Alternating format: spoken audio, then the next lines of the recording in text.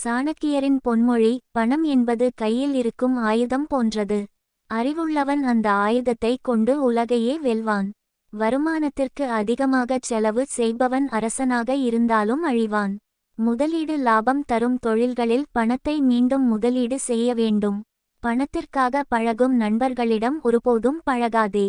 லட்சுமி தேவி: செல்வம் யாரிடம் தங்குவாள் என்பதற்கு சாணக்கியர் சில விதிகளைச் சொல்கிறார்.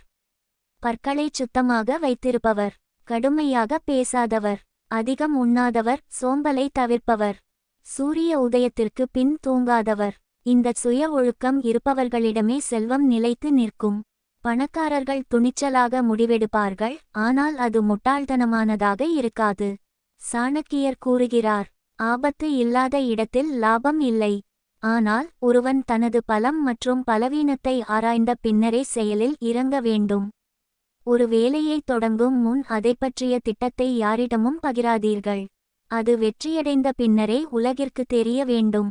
பணக்காரர்கள் தங்களின் அடுத்த கட்ட முதலீடுகள் அல்லது தொழில் யுக்திகளை இரகசியமாக வைத்திருப்பதன் மூலம் தேவையற்ற போட்டிகளையும் தடைகளையும் தவிர்க்கிறார்கள். பணக்காரராக மாறுவது என்பது எவ்வளவு சம்பாதிக்கிறோம் என்பதில் இல்லை, சம்பாதித்த பணத்தில் எவ்வளவு சேமித்து அதை எப்படி முதலீடு செய்கிறோம் என்பதில்தான் இருக்கிறது. ஏழைகள் பணத்தை சேமிக்க நேரத்தை செலவிடுவார்கள். ஆனால் பணக்காரர்கள் நேரத்தை சேமிக்க பணத்தை செலவிடுவார்கள். தங்களால் செய்யக்கூடிய சிறிய வேலைகளை மற்றவர்களிடம் ஒப்படைத்துவிட்டு அவுட்சோர்சிங் அந்த நேரத்தில் பெரிய திட்டங்களை பற்றி சிந்திப்பார்கள். பணக்காரர்கள் பணத்தை ஓரிடத்தில் முடக்கி வைக்க மாட்டார்கள். பணத்தை வேலைக்கு அமர்த்துவார்கள். சிறுவயதிலேயே முதலீடு செய்யத் தொடங்குவதன் மூலம் கூட்டு வட்டி முறைப்படி அவர்களின் பணம் பல மடங்காக பெருகுகிறது.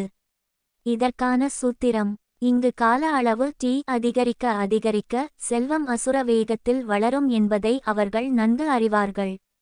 சாதாரண மக்கள் அதிக சம்பளம் வாங்குவதையே இலக்காக கொள்கிறார்கள்.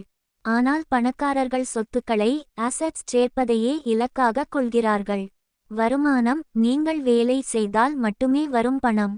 செல்வம்: நீங்கள் தூங்கும்போது கூட உங்களுக்கு பணத்தை ஈட்டித் தரும் முதலீடுகள், உதாரணமாக பங்குகள், வாடகை சொத்துக்கள், தொழில்கள்.